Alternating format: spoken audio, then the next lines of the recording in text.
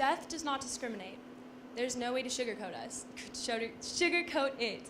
All of us will die, and everyone in this room will lose someone. Losing someone you love is probably the hardest trial you'll ever have to face in this life. So how do we get through it? Step number 1, understanding kindness. I've been having to talk a lot about my shaved head recently because, as it turns out, a 17-year-old girl attending South Anchorage High School is pretty hard to come by. Sadly, I've been getting some pretty derogatory comments about my new hairdo, mostly from old men who believe that sexuality is merely a haircut, and God forbid, wait for it, a girl goes bald. I mean, I understand. We've been raised to think that baldness equates to, sickness or worse. Here, that's me. A Britney meltdown. But here's the thing. My sister and I promised our school that we would shave our heads if we raised $5,000 in 1 week. After tallying up all of the money, we ended up with a total of $10,865.21.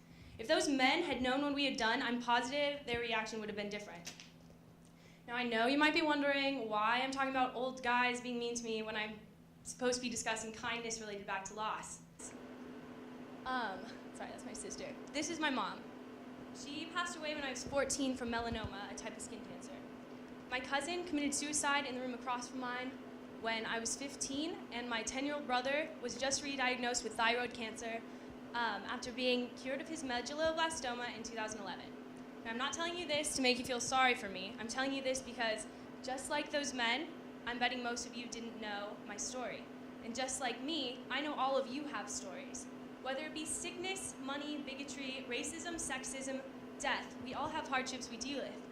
And realizing that is the key to unlocking empathy. I was lucky to have amazing family, friends, and teachers who kept me afloat during my hard times, and I attribute my successes to their continual love and support. So what if we loved and supported everyone? We would truly be unstoppable. Which brings us back to kindness. For me, it boils down to this. If you eat a rotten apple, you're gonna get sick. It's the same with words and thoughts. Now for a visual effect. Sorry, one sec. I'm losing all of my papers.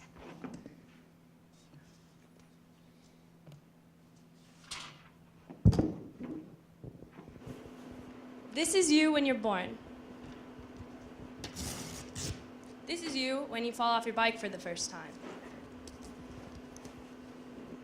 This is your dad telling you to get back on there and bandaging up your knee scrape. This is you when your first jerk boyfriend rips out your heart.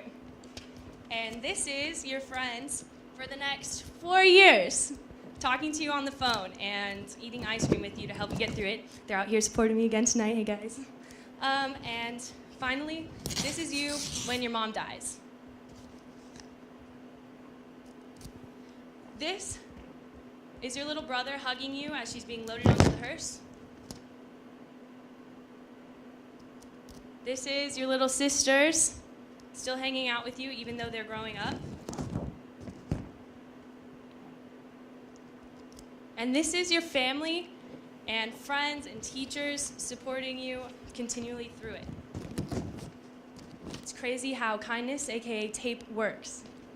As you can see, you're not quite the same, but you're stronger. And it's the love around us that keeps us going. There are thought to be 5 stages of grief. Bargaining, anger, guilt, denial, depression, and acceptance. They're all part of the healing process. The bargaining usually comes before the loved one passes. It's the statements like, what if, and please God, or I'd do anything. It's the hope starting to rot a little. Once hope fully falters, anger starts to take its place. Anger is common throughout the whole process. You're angry at God or the doctors or really anything. It can be directed at things that shouldn't even make you upset. For example, I was the only one out of my siblings to see my mom in her casket. I went with my dad, and when they left us alone, he broke down upset. He was mad at the makeup artist because they had done a shade of pastel pink that my mom would have never worn. It wasn't her anymore. As you probably realize, he really wasn't angry about the shade. He was mourning the loss of his soulmate. Anger is taking the hurt you feel and directing it towards something else. And like all emotions, it will fade. Oh, sorry. We're a few ahead. Denial lives in your brain to keep yourself from feeling the loss. The most common sayings for this is everything's fine and nothing's wrong. I like to think of denial as survival mode. It's what keeps you going the first few weeks. You have so many people who care, bringing you lasagnas for the freezer. Every public appearance turns into hugs and stay strong, so that's what you have to show people, that you're okay. Eventually, the lasagnas will stop showing, the conversations become more casual, and you will have fooled everyone, including yourself, that 9 months is enough to get over a huge loss. Next in my timeline came guilt, which is the if-only statements. My mom and I used to fight a lot about yoga pants and if I should be allowed to wear them. Being a 12-year-old tween who knew everything, of course I was always correct, so my right to yoga pants was basically my right to happiness. Most of our fights were about them. So after she died, I found myself thinking, if only we didn't argue so much about dumb things. My biggest if only happened during her surge. A surge is a burst of energy that can happen a day or two before one dies. It's kind of a trick in a way because the person goes back to laughing, talking, and eating like they used to. I had read about it online a week or two before she died. So when it happened, I tried to keep my distance as to not get my hopes up. If only I had been there one more time for her to complain about my leggings. It's important to note that anger, denial, and guilt can come in any order and relapse over one another, but eventually they'll give way to emptiness. Depression. I'm not talking slit your wrists, cry yourself to sleep, etc. It's a strange and comforting emptiness that sits in the pit of your stomach. You just don't care.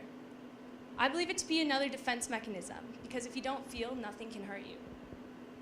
This is the most dangerous phase, and if you or a loved one is depressed, there are places you can and should go to get help, but it can be a part of the healing process. I've included the crisis hotline number if you guys need it. Finally, acceptance. I wrote a version of the speech last year, and when I gave it, it was angry and sad, wondering why the world was so against me. I ended it with some pretty cliche advice. My last sentence was literally, "It's all right to have bad days, but it'll be okay." But what I've realized in the 4 years that my mom has been gone is that it's a continual growth. I'm gonna be blunt with you guys. Acceptance never really happens. You're not ever gonna sit there and think, yeah, I'm okay with losing an amazing person. But finding I lost this paper, but finding your people and showing your gratitude, sometimes you just gotta take it one day at a time, 1 hour at a time, even a minute at a time. We're all held together by the love around us.